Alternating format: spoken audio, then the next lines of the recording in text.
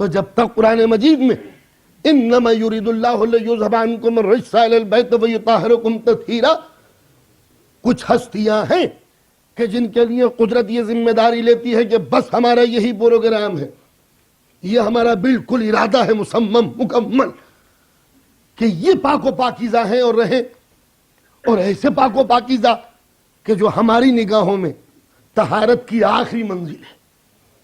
تمہاری نگاہوں میں طاہر کس کو کہتے ہیں تم جانو، دنیا پاک و پاکیزہ کس کو کہتی ہے دنیا جانے، جو میری نگاہوں میں جو طہارت کی آخری منزل ہے، ہم اس پر ان کو فائز دیکھنا چاہتے ہیں۔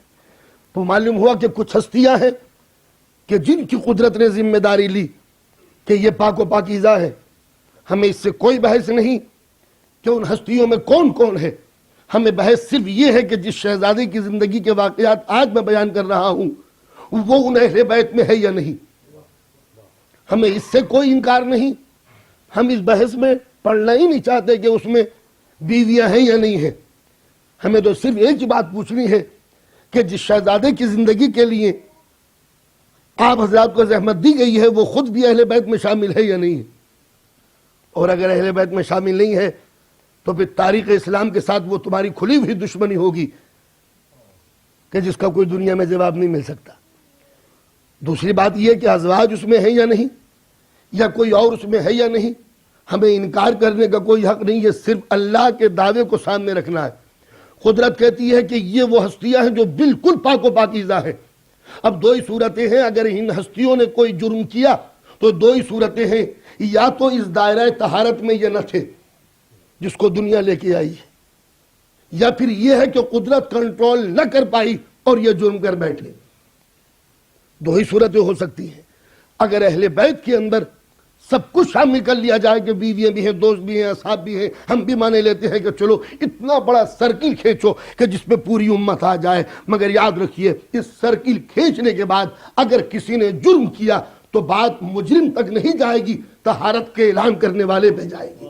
اس لیے کہ یہ بچہ اپنی نوعیت کا قابل مبارکباد اس لحاظ سے بھی ہے کہ کافروں نے مکے کی گلیوں میں نبی کو ابتر کہہ کے پکارا تھا، لاولد ہے، کوئی بیٹا نہیں ہے ان کا، کوئی نسل آگے نہیں بڑھے گی، نبی کا کاروان زندگی قدم آگے نہیں بڑھائے گا، یہ مر جائیں گے، دین لاوارث ہوگا وہ نبی جو جسم پر پتھر کھاتا ہے اور دعا دیتا ہے، جو خون میں غرق ہوتا ہے ان کی عافیت کے لیے دعا مانگتا ہے، جس کی راہوں میں کانٹے بچھائے جاتے ہیں اور یہ امت کی راہ میں پھول نثار کر دیتا ہے۔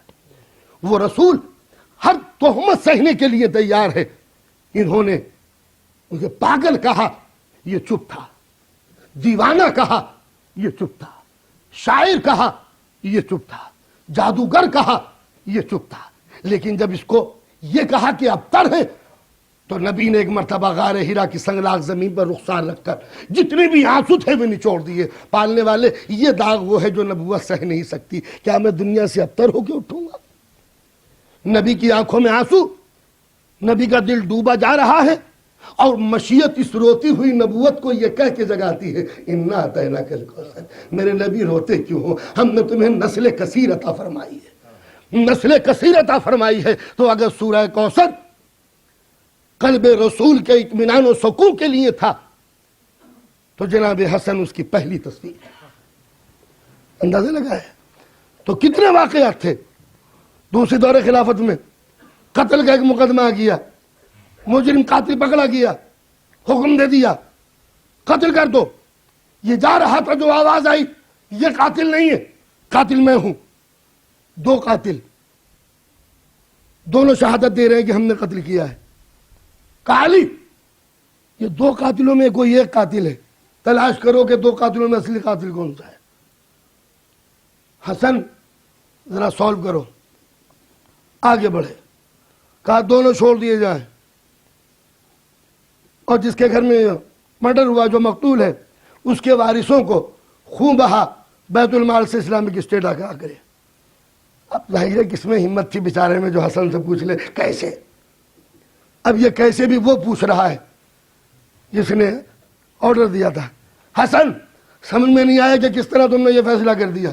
کہا بابا قرآن میں ہے کہ جو ایک جان کو بچا لے اس نے جیسے دنیا کو بچا لیا. بابا ان میں ایک قاتل ہے ایک بے گناہ ہے، تو بے گناہ تو یوں چھوٹے گا کہ وہ بے گناہ ہے، اور قاتل یوں چھوٹے گا کہ اس نے خود عدالت میں پیش ہو کے ایک زندگی کو بچا لیا جو پوری دنیا کو بچانے کے برابر ہے. لہذا اخلاقی حیثیت سے یہ بھی چھوٹے گا اور یہ بھی چھوٹے گا، لیکن عدالت کا تقاضا یہ ہوگا کہ اب اسلامک اسٹیٹ اس کا خون بہا جو ہے وہ ادا کرے گی. یہ 11 برس کا حسن ہے، اندازہ لگائیے.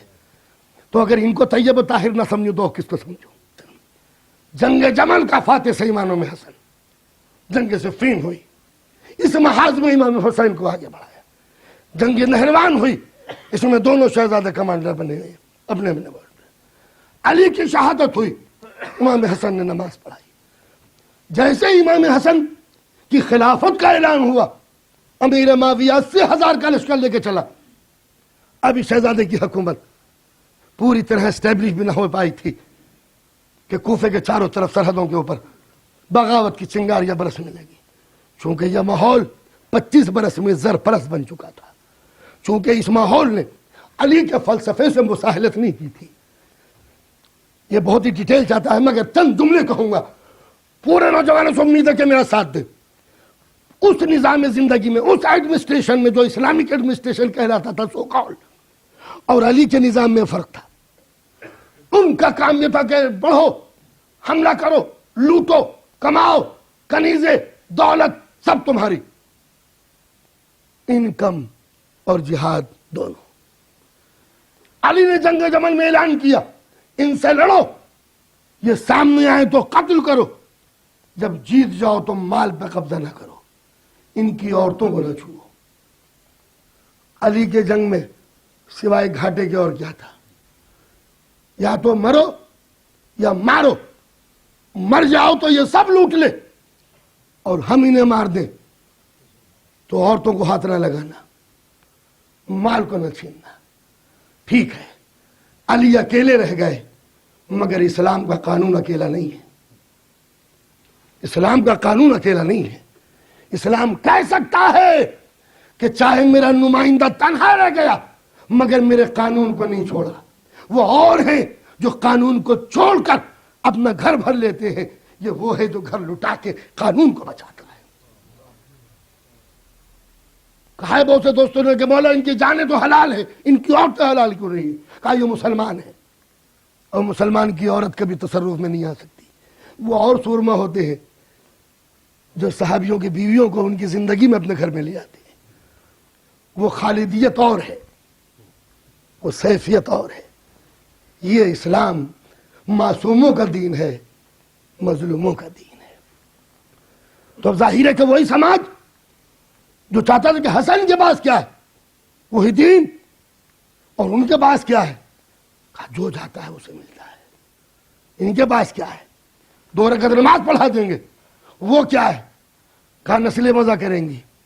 جو ہوشیار تھے وہ ادھر چلے گئے، جس کو دنیا بیوقوف کہتی ہے وہ در پہ پڑے رہے. جو بہت زیادہ ہوشیار تھے وہ وہاں سے کماتے تھے، یہاں نماز پڑھتے تھے. کہتے تھے کہ علی کے ساتھ نماز پڑھنے میں مزہ آتا ہے، وہاں روٹی کھانے میں مزہ آتا ہے. کس قدر عجیب و غریب. اسی سماج میں، اسی ماحول میں حسن اکیلے. دشمن نے حملہ کر دیا 80,000 سے، حسن کو 40,000 ملے. جب 40,000 بھیجے، قیس بن عبداللہ کے حوالے کیے، 20,000 کو لے جاؤ، مقابلہ کرو. مقابلہ شروع ہوا. رات کی تاریکی میں تھیلیاں جنرلوں کو بٹنے لگی. ارے جب CIA آج جنرل خرید سکتی ہے تو یہ تو اسلام کی بڑی پرانی CIA تھی شام کی. جنرل بکنے لگے. نتیجہ یہ ہوا کہ اب اس حسن کے لشکر میں تیاریاں ہونے لگیں کہ کب امام حسن کو حوالے کر دیا جائے.